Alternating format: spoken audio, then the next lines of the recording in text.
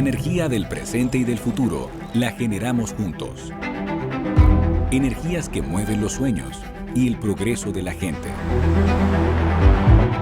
Cuidar del planeta, proteger el hábitat y los recursos naturales es fundamental. Por eso, aceleramos el cambio hacia energías nobles y limpias en beneficio del país.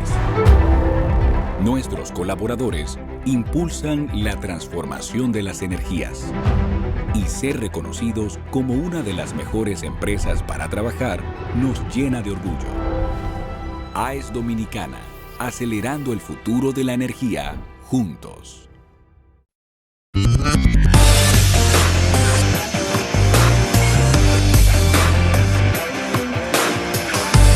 Saludos, muy buenos días, República Dominicana. Terminamos la semana laboral y ha sido una semana, ay, qué bueno, con el clima que sigue bastante fresco, con lluvias que seguirán por las próximas 42 horas, dicen los pronósticos desde el Instituto Nacional de Meteorología, el INDOMET, y por supuesto con los percances que ya hemos tenido en provincia con las lluvias caídas, como hemos conversado en estos días, de desplazamientos, de inundaciones, en fin, nosotros somos un país con muchas vulnerabilidades y ese es un tema que, como muchos otros, solamente los recordamos en tiempos en los que nos abaten y nos enfrentan y nos dan golpes de realidades. ¿Cuántas veces hablamos del tema del drenaje pluvial? ¿Cuántas veces hablamos de las construcciones indiscriminadas? Porque si ustedes no sabían, sobre todo en provincia, la mayoría de estas inundaciones y a veces calamidades que pueden terminar de manera dramática con la pérdida de vidas humanas, tiene que ver con esas construcciones indiscriminadas, por ejemplo, en los cauces de los ríos, que la gente, en medio de otro tema que es el déficit habitacional, pues construyen a tontas y a locas y las autoridades no están pendientes. Ese reordenamiento necesario, territorial que necesitamos, todos temas que se postergan en el tiempo y solo cuando la tragedia toca la puerta, entonces empezamos a reflexionar respecto a esto. Es como arar en el desierto, pero corresponde que sigamos lloviendo literalmente sobre mojados respecto a este tipo de situaciones que enfrentamos cada día. No entiendo las cosas de este país, pero así van con ese tema, con otros. Ayer decía, porque, wow, una noticia terrible, por ejemplo, respecto al tema de los feminicidios.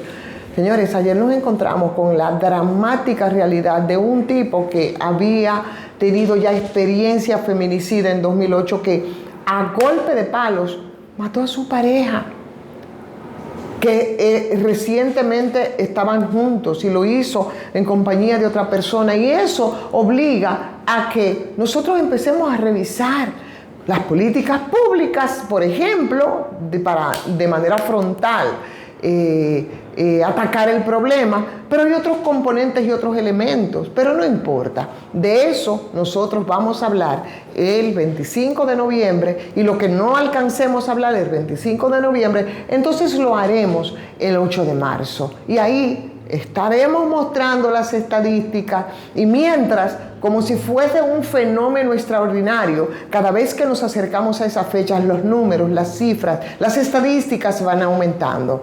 22 mujeres solo en Santiago muertas a manos de sus parejas o su expareja.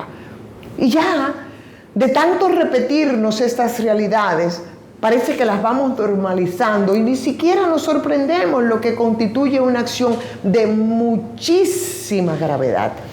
Y así como eso, todas las propuestas que se hacen en diversas direcciones en este país, vaya, que si nos hablaron de reformas, lo dijo el presidente Luis Abinader al inicio de su gestión, y nos habló de 12 reformas fundamentales para que pudiera hacer una buena gestión, al margen de las circunstancias adversas que envolvieron el inicio de los primeros 4 años de gobierno del presidente Luis Abinader.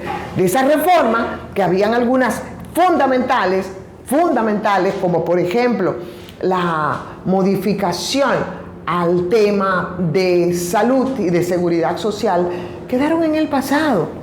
Y quedaron en el pasado también las cosas que tenían que hacer respecto a dos temas que son fundamentales y de derechos humanos, como es el tema de la salud, pero también como es el tema de la educación.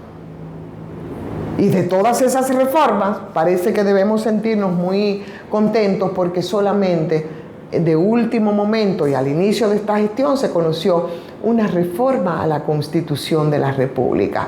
Hubo un revés con el tema de la reforma fiscal. Ahora, por supuesto, tiene su impacto, y uno de sus impactos es una información que en el día de hoy se nos sirve y que tiene que ver con el fideicomiso para el desarrollo del sistema de transporte masivo de la República Dominicana, que es el FITRAN, informando hoy la cancelación de la licitación pública para la construcción del tren metropolitano de Santo Domingo. Y ahí caemos en otro problema irresuelto por años, que es el reordenamiento del transporte público de pasajeros. Ahí emitieron un comunicado, y ese comunicado emitido por el Comité de Compras y Contrataciones, bueno, pues dice que eso obedece a la suspensión del anteproyecto de modernización y reordenamiento del transporte, y que eso tiene que ver y es un producto de la modernización fiscal. Como no se aprobó ese proyecto, como muchos otros, serán retirados del Congreso Nacional y han obligado a que el gobierno tenga que replantear el esquema de financiamiento para obras que, como esta, constituyen y son de gran envergadura. Mientras tanto, el país ha librado momentáneamente de un hoyo financiero que podría agravar el déficit fiscal que tenemos, que lo hemos explicado en muchas ocasiones, que es cuando nosotros gastamos más de lo que recibimos como Producto Interno Bruto, debido al subsidio que implica la operación, el mantenimiento de una obra de esa envergadura. Y la salida, por supuesto, es la alianza público-privada, que solo sería posible si el Estado dominicano le garantiza al privado la recuperación de su inversión, la rentabilidad esperada, o sea, privatizar las ganancias y estatizar las pérdidas. Es un negocio del capaperro, porque en esas alianzas público-privado el Estado lo pone todo para garantizar el negocio y los recursos de los privados. Por eso no es una salida que pueda impactar en beneficio de los ninguneados de este país. Entonces, ¿por qué no entregar, por ejemplo, ese tren metropolitano al sector privado en concesión, donde el privado pueda asumir todos los riesgos del proyecto, pero también pueda asumir los riesgos de la inversión? Ah, no, público-privado. Nosotros lo ponemos todo y ellos hacen negocios. Entonces, es cuando tú te pones a hacer una revisión de las cosas que pasan en este país, y mira por dónde comencé, hablando por el tema de los desplazamientos, del drenaje, del déficit de vivienda, de la deuda acumulada con salud, con educación, con transporte, señores, para terminar con los desatinos que nunca terminan en este país, donde tú ves que la politiquería y los manejos politiqueros y de intereses de grupos partidarios, oficiales o no, del gobierno o de la oposición, nos confirman los desatinos, por ejemplo, con el caso que tenemos en La Vega. La decisión de un consejo de regidores del Ayuntamiento de La Vega de revocar entonces una resolución que acogió la renuncia de la vicealcaldesa Amparo Custodio, a la que según los rumores presionaron a presentar su dimisión, parece una acción, yo no sé si desesperada, del partido en gobierno, que también tiene sus bemoles y que tú no sientes que va trillando un camino de consolidación para salir de un atolladero en el que se metió innecesariamente para maniobrar, para que el sustituto del entonces alcalde, el más votado, por cierto, Kelvin Cruz, fuera un PRMista de confianza, y las cosas parece que no han salido como se esperaba. Pero yo me pregunto, ¿cuál era la necesidad que teníamos nosotros de crear esta situación que nos coloque en un limbo jurídico del que no sabemos cómo vamos a salir? ¿Cuál es la pregunta obligada en esto? ¿Por qué, señores? después de las elecciones había que movilizar a Kelvin Cruz de su puesto. 77%, el más votado en todo el país. Ah, no. Si nos vamos al fondo de la cosa, nos vamos a encontrar que es el manejo de grupos, de intereses, de tendencias que quieren optar por las candidaturas presidenciales, y en ese manejo, probablemente, y estoy especulando, tuvo el origen de este desastre que se ha creado ahora. Porque escuchábamos ayer a algunos abogados, conversaba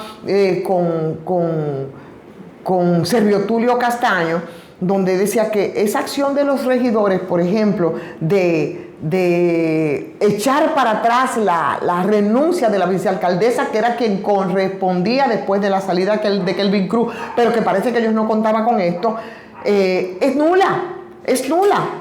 Es como si fuera inexistente, porque luego de que el Consejo de Regidores aceptó la denuncia, se convierte en una situación jurídicamente consolidada que no permite ninguna alteración, y sobre todo si eso ya descansa ante la Junta Central Electoral. Por tanto, muchos abogados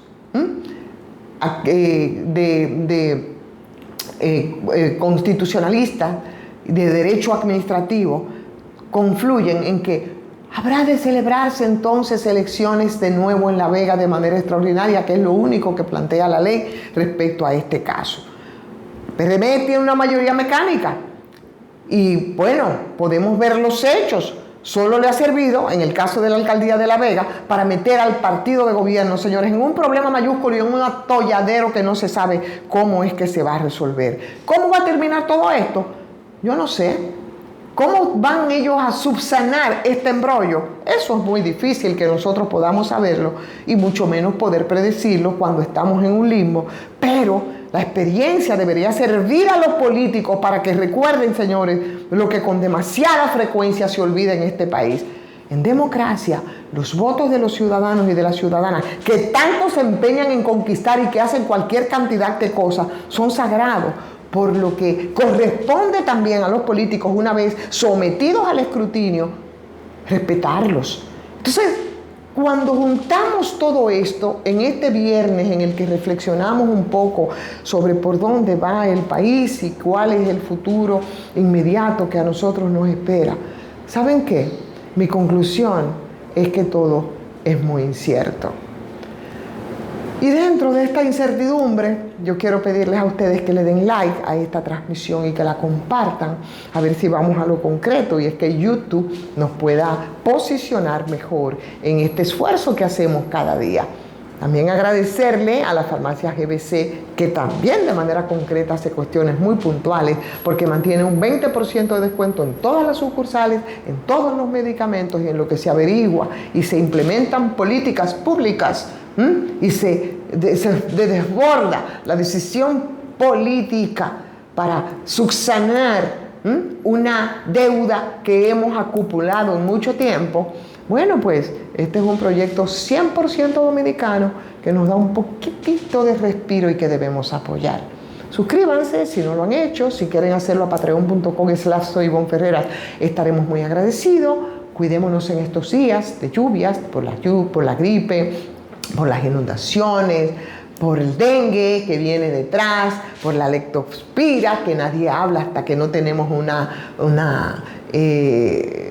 hasta que no nos desbordan y tenemos casi una epidemia. Y ni modo, vamos a reencontrarnos entonces el próximo lunes en otra transmisión de Soy Ivonne Ferreras. Buen fin de semana para todos, para todas.